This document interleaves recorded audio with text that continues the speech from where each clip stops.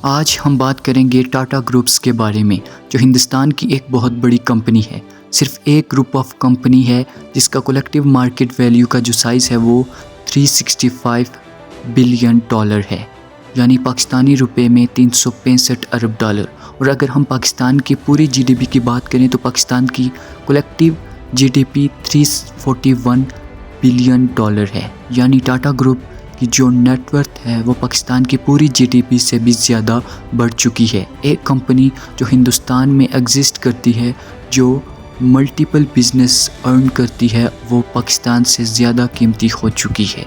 اگر ہم اس ایک ٹاٹا کمپنی کی بات کریں تو اس کے اندر جو ہمیں نظر آتا ہے وہ ایک ٹاٹا کنسلٹنسی کی جو فرم ہے، صرف اس کی مارکیٹ ویلیو 170 بلین ڈالر ہے، جو سافٹ ویئر کے حوالے سے اور آئی ٹی ایکسپرٹ کے حوالے سے فیمس ہے۔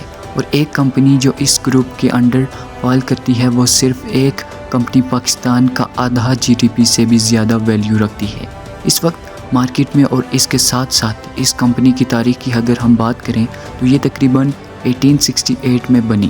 1903 میں یہ تاج ہوٹل بناتے ہیں جو بہت فیمس تھا، پھر اسی کے بعد یہ ہوٹلنگ بزنس میں جاتے ہیں۔ اس کے علاوہ جو ان کے بیٹے تھے جمشید ٹاٹا کے، جو فاؤنڈر تھے اس کمپنی کے، 1907 میں وہ پہلی سٹیل مل ایشیا کی بناتے ہیں۔ تو آپ یہ دیکھیں کہ کس قدر فیوریبل بزنس انوائرمنٹ ہو چکا ہے ایک ملک میں، جو 1870 سے ایک کاروبار فرم ڈیل کر رہی ہے اور گرو کرتی جا رہی ہے۔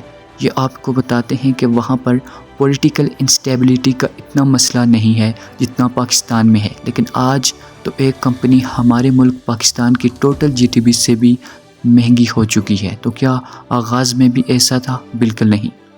انٹل 1980s تک پاکستان کا جو 4 دہائیوں کا کلیکٹیو جی ڈی پی تھا وہ 6% تھا، اور اس ٹائم پر ہندوستان کا 4% تھا، یعنی کہ پاکستان ہندوستان سے آگے جا رہا تھا۔ لیکن ایئر مارشل نور خان نے کوٹ اینڈ کوٹ یہ بات کہی تھی کہ it's simply kept on backing to foreigners to bail them out of other difficulties, یعنی کہ پاکستان نے صرف ایک ہیبٹ ڈیولپ کی پچھلے 40 سالوں کے اندر، اور وہ ہیبٹ یہ تھی کہ باہر جا کر لوگوں سے ایڈ کا مطالبہ کرو اور ملک چلاؤ۔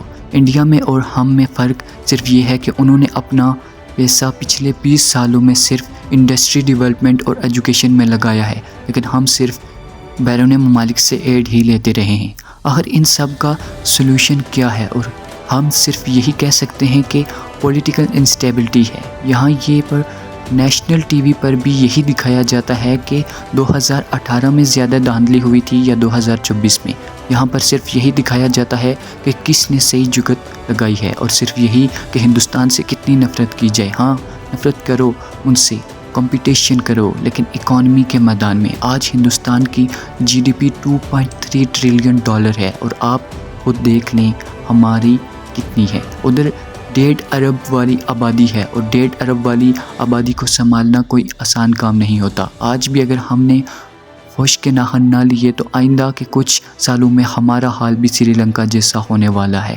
ہمیں پولیٹیکل انسٹیبلٹی کو ختم کرنا ہوگا اور ایک پیج پر آ کر ہی ان مسائل کو حل کرنا ہوگا۔ اگر پولیٹیکل انسٹیبلٹی نہیں ہے تو پھر آپ چاہیں اسحاق ڈار کو لے آئیں یا پھر مرزا اسماعیل کو، کچھ فائدہ نہیں ہونے والا جی ڈی پی سے، کیونکہ ہم کمپیٹ ہی نہیں کر رہے اکانومی حالت میں۔ ہم صرف کمپیٹ کر رہے ہیں سیاست میں کہ کون اور کس کو آنا چاہیے اس صورتحال میں۔ آج ہم دیکھیں تو کسی بھی حکومت کے پاس اگلا 10 سال کا پلان موجود نہیں کہ آنے والے 10 سالوں میں کیسے ہم اپنی جی ڈی پی کو بہتر سے بہتر بنا سکتے ہیں، اور ہم کیسے انٹرنیشنل مارکیٹ میں کمپیٹ کر سکتے ہیں۔ یہ تھی آج کی ہماری ویڈیو پاکستان کی اس جی ڈی پی کے حوالے سے جو صرف انڈیا کی ایک ٹاٹا کمپنی سے بھی کم رہ چکی ہے، یعنی کہ انڈیا کی ایک ٹاٹا کمپنی پاکستان سے بھی زیادہ مہنگی ہے۔ آج ہم صرف ایک کمپنی کا بھی مقابلہ نہیں کر سکتے۔ ملیں گے ایک ایسی ہی انفارمیٹیو ویڈیو کے ساتھ، تب تک کے لیے دیجیے اجازت۔ اللہ نگہبان۔